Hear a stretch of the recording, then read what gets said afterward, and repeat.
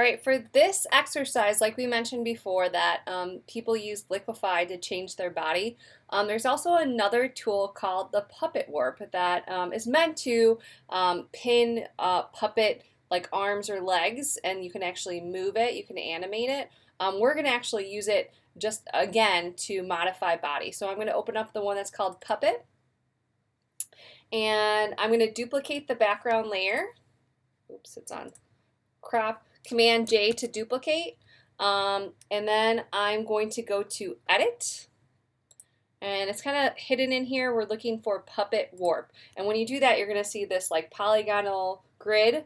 Bear with me. Now, while I'm scrolling, scrolling around, hovering around, we can see that I see this little pin. So what I want to do is I need to create some anchor points around this guy. So I'm going to do some around his neck, and a couple around his shoulders and his elbows, and then I'm going to add a couple more pins to his waistline. And this looks pretty good. I'm going to add one more at his head just to anchor this. Now, at any time you put, pins where you don't want to, you could actually select Alt and then click any of these to remove them. All right, at this point, now I've created these pins, and now I want to like click and drag them around. So what I wanted to do for this is I wanted to enhance his shoulders. I wanted to make them a little bit more broadened. So I'm going to click and drag on his shoulders and his biceps to make them look a little bit bigger. I'm going to click up for his top of his shoulders too. And I'm going to do that for the outside and also drag his elbow out a little bit. And then I'm going to bring in his waist a little bit and do the same down here, okay? When you have modified the picture the way that you want it, you're going to go up to your properties ribbon and you're going to select the check mark, okay? So notice that we have this before and after, okay? But we don't want to modify, look at, we've modified the background. Like we can actually see that it's warped.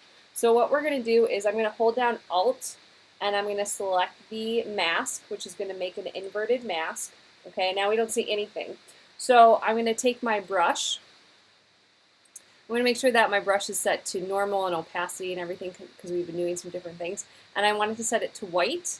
And now I'm going to make sure that I'm on the mask layer, and I'm going to click and drag and paint over where I modified his shoulders and his elbows. And we could already see what's happening here. So we're bringing out his muscles. You can look up here a little bit bigger. And then I want to bring in his waist.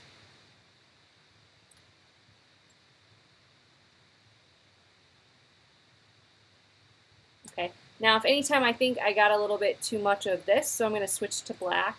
I'm going to come back in here and try to delete the texture that was warped over here. And then I got to go back. And I'm going to make a smaller brush and paint with white again to make sure that the opacity is clear here. Okay, now let's look at our before and after. And that is, my friends, how people modify pictures in Photoshop. And going back and forth here, we can see that his face was a little bit modified. So I need to go over here and change it to black and make sure that his face isn't changed. There we go. And before and after. Okay, so nothing is real. All right, and that's it for this one.